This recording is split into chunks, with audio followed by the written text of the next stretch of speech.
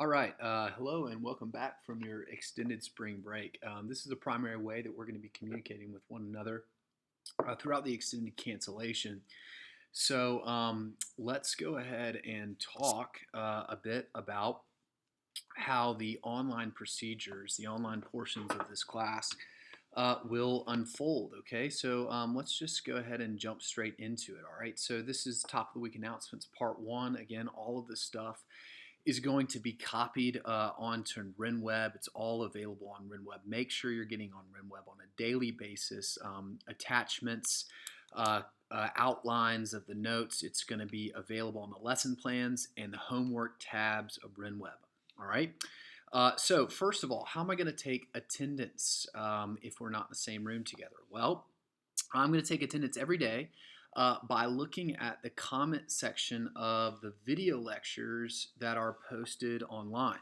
All right, you should watch them on the days that they're assigned by 3 p.m. Okay, so the reason why I want you to watch them in the sort of morning or early afternoon hours is to just establish a kind of normal rhythm in your day where you're getting through your classwork in the morning sections and then you're doing any kind of additional what we would typically associate with homework in your evenings or later in the nighttime, so that you have just like a more natural, more normal rhythm in an otherwise pretty weird kind of time. Okay, when you're done watching the video, you should leave a comment. All right, if you don't leave a comment before 3 p.m., then you are not present. Okay, you are absent. You will be marked as such. Okay, so make sure that you are leaving a comment. This is not optional. This is not something that you have the ability to forget to do. Okay, just like you don't forget to come to school. Okay, you don't forget to leave a comment on the YouTube video. All right, what about reading checks? Okay, we're still gonna be collecting reading checks. On the day that reading is due, you send me an email with the percentage of the reading that you completed. All right, if I don't get that email, you get a 0. All right, if I get that email late, you get a standard late grade. If I get that email and it says that you've read 100% of the work, and that email is delivered to me in my inbox before 3 p.m., 5 out of 5. OTN procedures, okay, we're still going to be creating our on-the-record notes just like normal. All right, so you should finish your OTNs as they are assigned and as we complete them in class. Like for instance, today we're going to begin OTN 8. Okay, we're going to finish OTN 8 by Friday, which means next Monday is the first day that I will be able to check it. Doesn't mean that I will, but it means that I can. All right, you're going to need to watch RenWeb and listen to the video lectures in order to know when I am collecting things. I'll announce it very clearly with an announcement that looks a lot like this. I'll just say your OTN is due by the end of the day tomorrow. Make sure that you get it into me by the end of the day tomorrow. End of the day meaning 3 p.m. All right? All right. Unless I request an actual copy of your work, okay, it will suffice just to send me an email saying that you've completed the assignment. All right? If I do request a copy of your work, then you need to email me an attachment of that work, okay? That means that you'll need to be producing these documents in something that you can share with me, or whether it be typed, or whether you're planning on sending me pictures of handwritten work. If you do so, that's fine, but it just needs to be legible. If it's not legible, I can't grade it. All right, major assignments, tests and essays are still going to be happening. In fact, we have a test at the end of next week. So we got a few days to get our feet wet to make sure that we're acquainted with this new platform of education.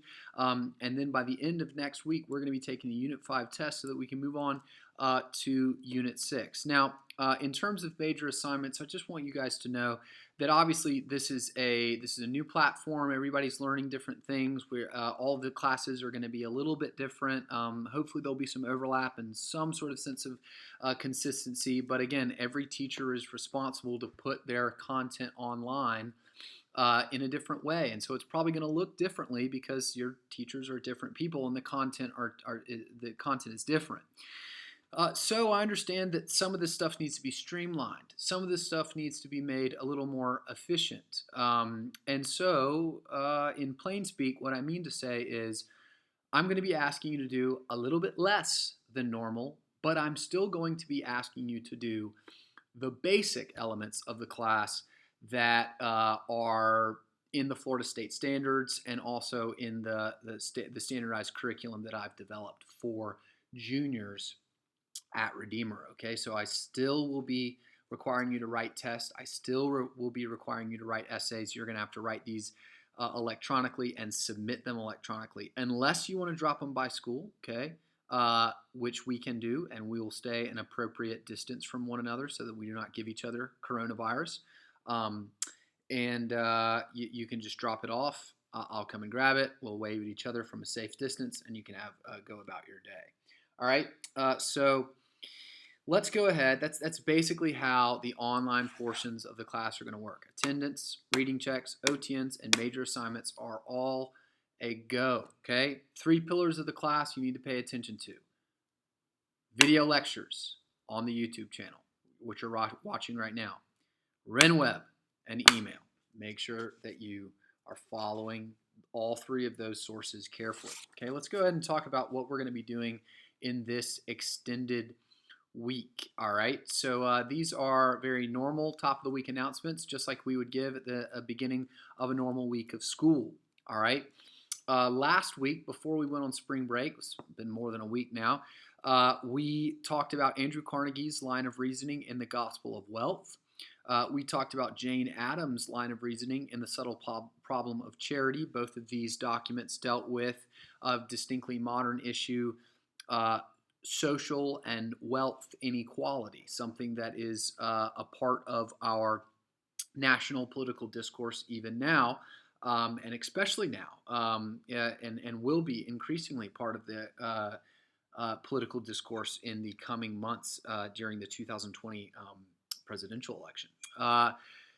Obviously, you do not need to be worried about your Unit 3 project progress check. You're not in the AP course, so do not worry about that. Okay, that's for this extended week. What we're going to be doing is we're going to be completing OTN 8, we're going to be completing OTN 9, and we're going to be preparing for and taking your Unit 5 test. I've cut out some parts of the curriculum, including some readings from Susan B. Anthony. Why? Again, streamline, just trying to make things a little more efficient, a little more straightforward. So the 4 documents that you will be evaluated on and required to engage with in some kind of substantial way are Carnegie, Addams, Smith, and Clancy. Okay? By Monday, you need to have reread Shut the Door and the Un-American Bill. If you haven't read these, read them. If you have read them, reread them, and send me an email reading check by Monday. All right, today's Thursday. Obviously, you need to give me this email by Monday. All right, you need to finish your OTNs as we complete them in class, and you don't need to worry about the Unit 4 progress checks. Now, ongoing assignments, you do have a quarter 4 essay, but I'm going to cut that essay down kind of in a substantial way.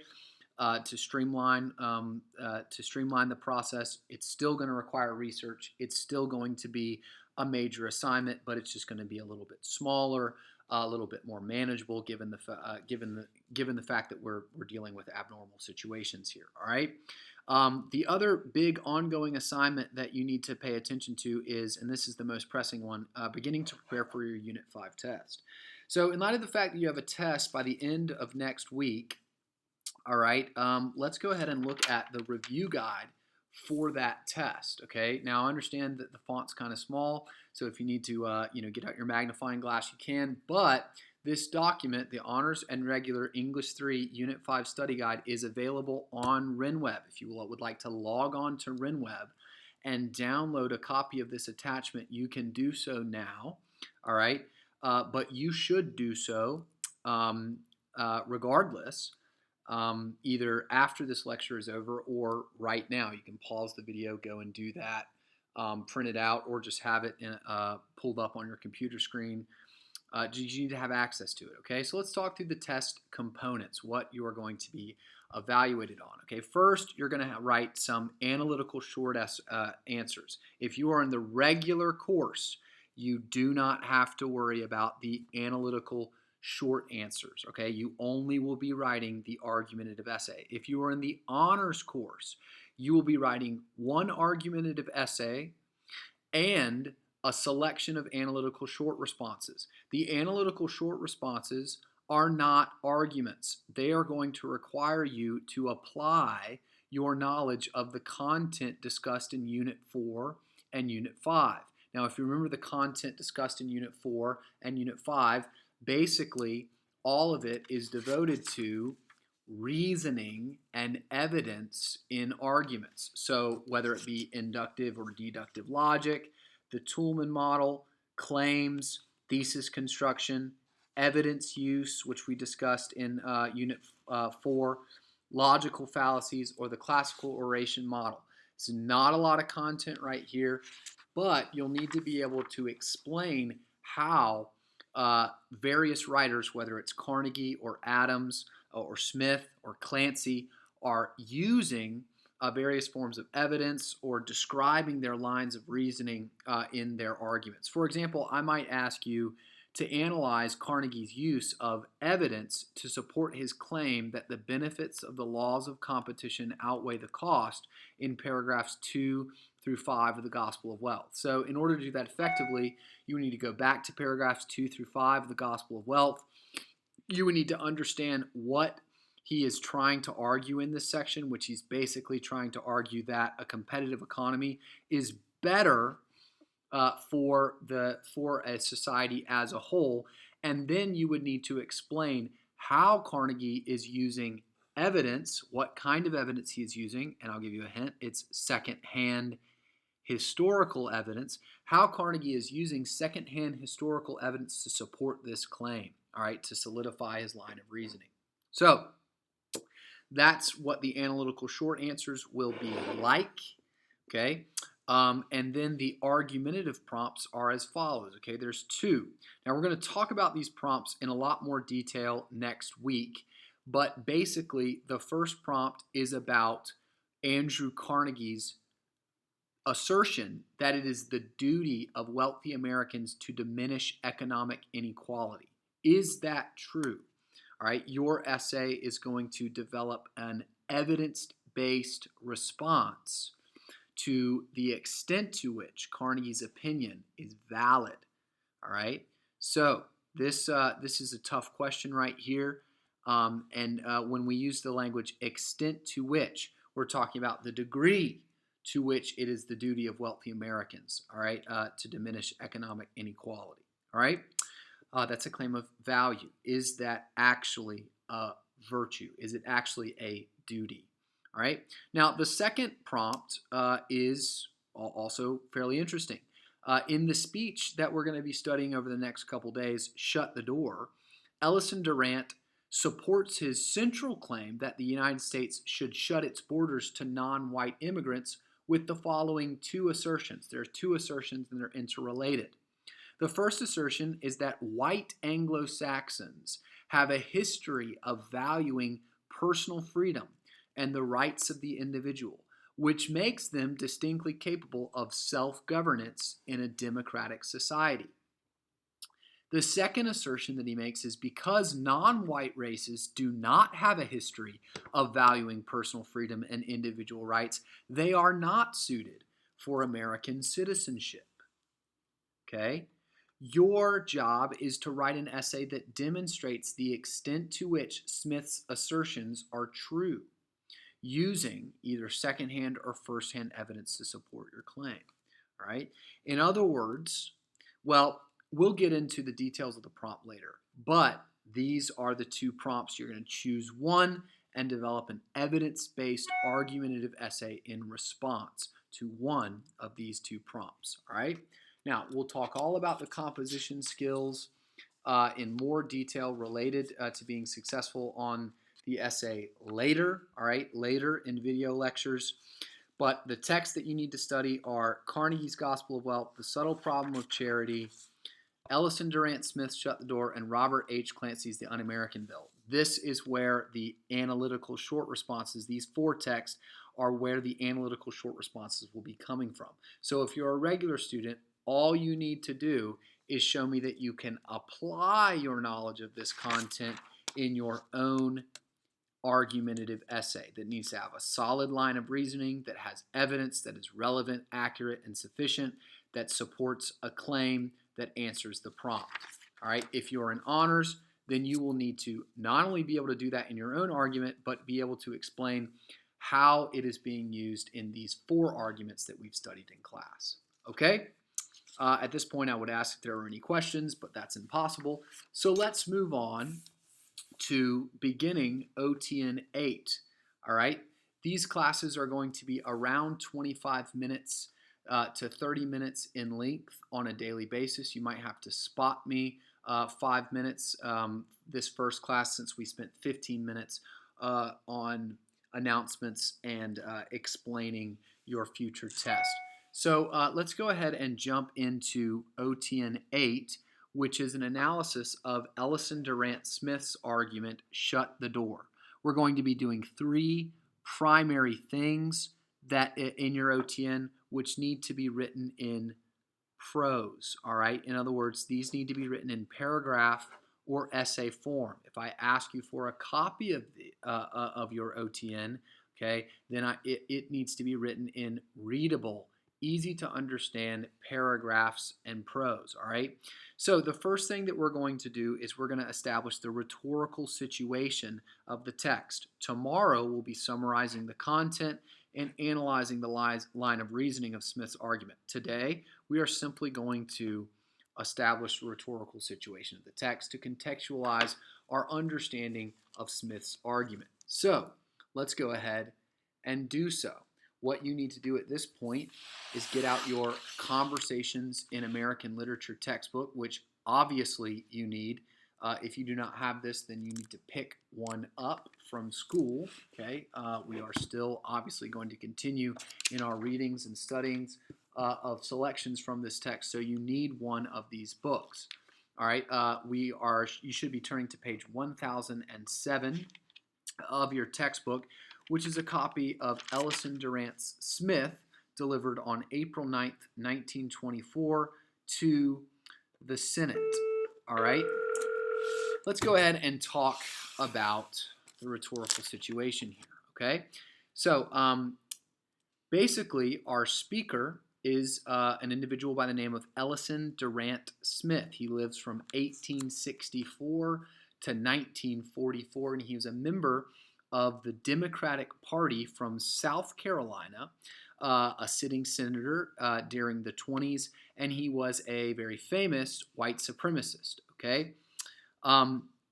Essentially, the Democratic Party for a large part of its history, especially in the early portions of American history, was deeply associated with protecting and preserving white supremacist systems and structures, social structures, in the South. All right.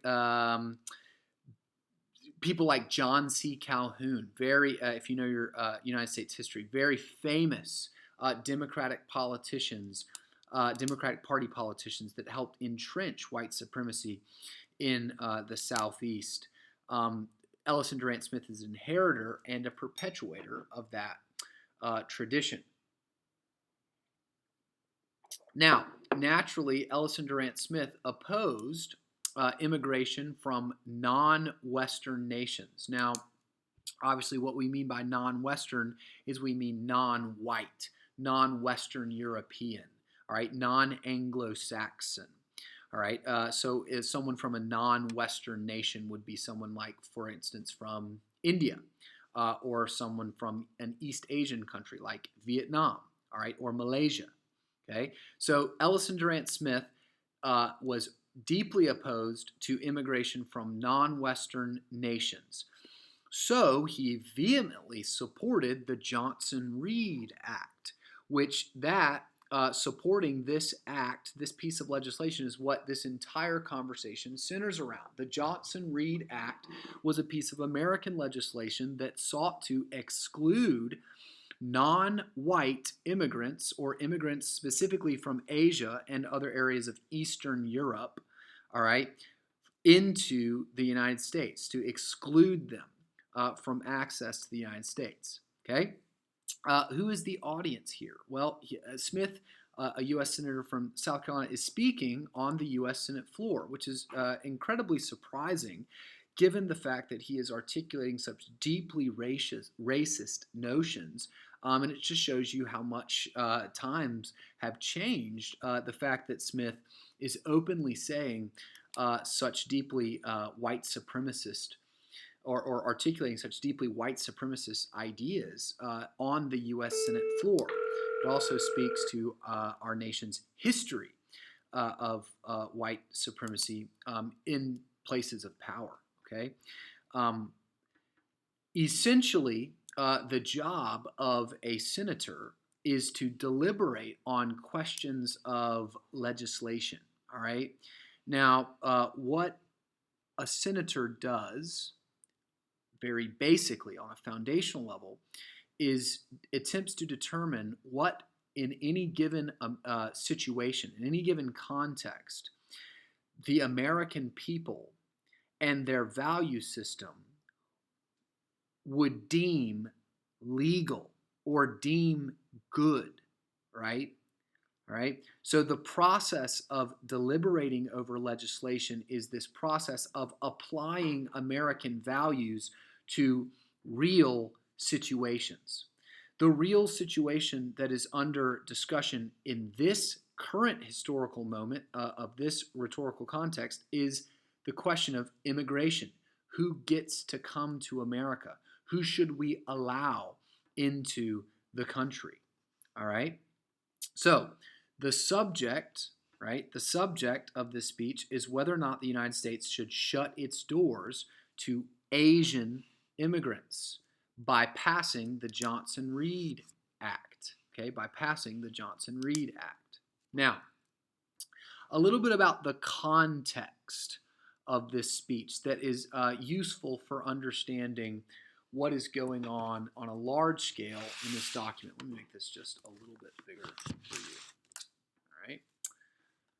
Now, from the middle of the 19th century through the middle of the 20th century, in other words, from around 1850 to around 1930, around 30 million Europeans immigrated to the United States. That is far more than immigrated to the United States in the first sort of half century of the nation's history, right? So from around 1790 or the mid 1780s to 1850, there was a sort of steady trickle of European immigrants, predominantly Anglo-Saxon immigrants. But from 1850 to 1930, as the United States economy began to grow, as opportunity for very cheap land began to increasingly be offered in the United States after things like the Louisiana Purchase. After the American economy began to be rapidly industrialized and jobs in urban centers in the United States became increasingly available, people in this sort of 80-year period of time just streamed into the United States. By the beginning of the 20th century, Jennifer, that is the early 1900s, as we well remember, right? By the beginning of the 20th century, okay, there was about 1 million European immigrants streaming into the United States every year. Okay, so this is a huge influx in population, a huge introduction of immigrants who need to be or are being somehow socialized into American society. All right, now American attitude towards immigrants were always fairly complex and definitely duplicitous. Right, in a nation that was based on the notion that all men were created equal with unalienable rights to life, liberty, and the pursuit of happiness, immigration law in the United States from very early on did not necessarily reflect that high-minded egalitarian ideal, right? So from very beginning, the U.S. Naturalization Law of 1790 basically controlled who could obtain voting rights and have political authority in the United States. And it basically concentrated, right, political power and the right to vote in the hands of white Americans. It basically meant, the U.S. Naturalization Law of 1790 basically meant that anyone could come into the country. Okay, there was for the first basically century of U.S. history, the border was wide open. There was no border control. There was no wall. There was no ICE. There was no work visas or green cards. The borders were essentially open. But just because you could immigrate here didn't mean that you could be naturalized. Okay, and this concept of naturalization, okay, if you were naturalized as a U.S. citizen, it meant that you could vote, and it meant that you had political authority, or you could have some political authority.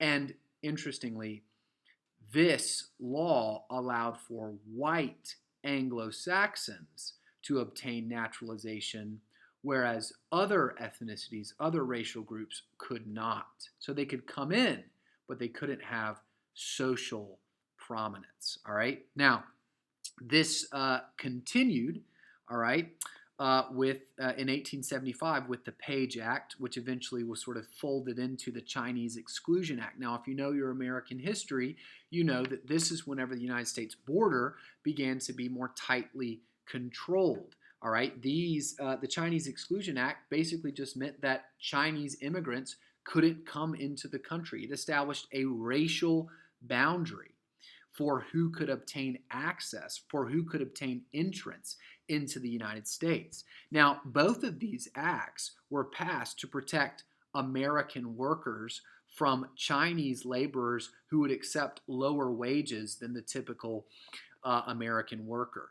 But, all right, and so that's kind of how it was defended. Well, we're just protecting the American people. Well, that's true, but what it established a kind of precedent of and continued a kind of tradition of that was already established in the Naturalization Law of 1790 is that the American Law Code, all right, American social and political authority and legal protection were extended for and to and on behalf of certain racial groups at the expense of other racial groups, with the emphasis on Anglo-Saxons or white Westerners. Okay, so if your last name was something like Dale or Hall, you were in business. But if your last name was something like Postotnik, well, you weren't necessarily invited to the party. Okay. Now, in 1921, the Emergency Quota Act stemmed the tide not only of Asian immigrants, but of all ethnic minorities. Okay, so we're getting closer to 1924, which is the actual contemporary year in which the speech that we're studying was spoken on the Senate floor. In 1921, this Quota Act basically was intended, and I won't get into the details of it, but it was basically intended to make sure that ethnic minority populations in the United States didn't grow, that there was a strong majority of white, Western, Anglo-Saxon, European people in the United States, all right? And by 1924, the Johnson-Reed Act, okay, not only kept these ethnic minorities as severe minorities, stemming the tide of the growth of their population in the United States, it actually just made it completely banned, right? So if you were an immigrant from Asia after the Johnson-Reed Act was passed in 1924, you just simply were not invited, okay? It also barred Eastern European immigrants. Now, what do Asians and Eastern Europeans have in common? Well, very simply, they are separate from Anglo-Saxon white culture, okay? So ultimately, what these pieces of legislation were meant to do was protect the United States population from the growth of ethnic minorities. All right, now, a lot of these pieces of legislation, to conclude, right? A lot of these pieces of legislation have been completely modified or abandoned in the present day, but they raise some larger questions that are still very, very relevant. Okay? The first question that it raises is the most basic one, which is what is the purpose of having a regulated border? In the United States, ever since the early 1920s, we have had a regulated border. Okay? It's not an open border and it's not a closed border, but it's regulated. Well, the most obvious answer to that question is that it's meant to protect American citizens, okay, from outside threats. But that begs a question. What constitutes an outside threat? If you're Ellison Durant Smith, an Asian immigrant is a threat to American social flourishing. So allowing them into the United States is allowing a threat into the United States of America. Now, obviously, everyone agree that throwing the borders wide open to known terrorists is a pretty terrible idea. No one in their right mind is arguing for that. But what is a very relevant kind of thought that is raised by this document is what is a threat to the United States population? Now, here's another important question that some people would argue that having a closed border or a regulated border doesn't align with basic American values. It's simply un-American to have some kind of standard by which we turn people away from having access to a better life, from having access to the basic liberties that the American system ensure to, quote, all men, right? Well, if we are going to have a regulated border, if that is a reasonable thing to do, if that is something that indeed aligns with American values, then we have to ask ourselves yet another difficult question. How do we monitor who comes in? Do we monitor it according to race? Do we monitor it according to their economic well-being or the extent to which they'll help the American economy? Like, for instance, in Canada, you can obtain access to Canada as an immigrant if you have certain levels of education, or if you have a plan to start a business in Canada that's going to bring some kind of prosperity to the Canadian economy. So that's like a merit-based form of immigration policy. Should we establish bars? Religiously speaking, should there be no standard at all? Should it just be first come, first serve? Should there be provisions for people in need, like refugees or asylum seekers? What if there's the potential that allowing those refugees and asylum seekers into the United States we might accidentally be inviting threats or bad actors into the United States? How do we identify, how do we monitor who comes in? This document approaches each one of these questions, and basically this brings us to the purpose of what Smith is really arguing in this document in support of the Johnson-Reed Act, in support of closing the door to non-white, specifically Asian and Eastern European immigrants. Okay, Smith's central claim is a claim of policy. Very obviously, he's saying what we should do. And he's essentially arguing that America should shut its doors to non-white immigrants.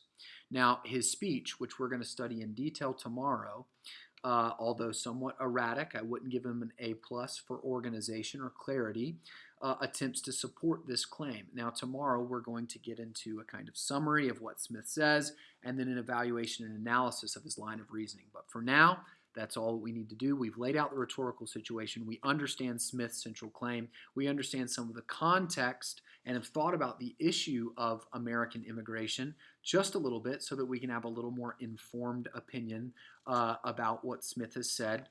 And now we're done for the day. Have a great day.